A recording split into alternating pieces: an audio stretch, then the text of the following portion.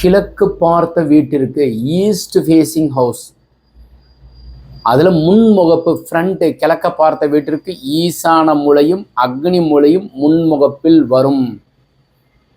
அப்போ ஈசான மூலையில் நீங்கள் போர்வெல், மழைநீர் சேகரிப்பு, சம்பு அமைச்சிட்டீங்க. நாங்கள் பிழையாக செப்டிக் டேங்க் மாடிப்படிக்கு கீழே அக்னி மூலையில் அமைச்சிட்டோம் சார். செப்டிக் டேங்க் ஆனது அக்னி மூலையிலே கொஞ்சம் இடம் இருந்துச்சு, அதனால் அங்கே அமைச்சிட்டோம். பின்பக்கத்தில் வாயு மூலையில் இடம் இல்லை. அப்போ நம்ம என்ன செய்யறது?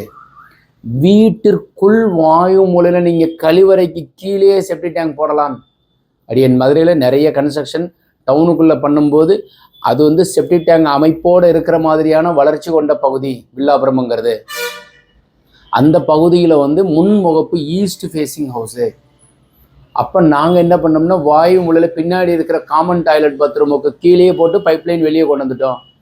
அக்னி மூலைக்கும் ஈசான மூலைக்கும் நடுவில் சோப்பிட்டு அமைச்சு வெளியே கொண்டு வந்துட்டோம், தண்ணி மாத்திரம் போகிற மாதிரி. அப்போ செப்டிக் டேங்க் ஆனது வாயு மூலையில் அமைங்க.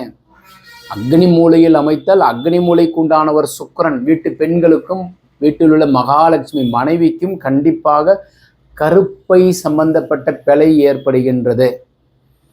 அதனால் தயவு செய்து அக்னி மூலையை செப்டிக் டேங்கோ டாய்லெட்டோ அமைக்காதீங்க.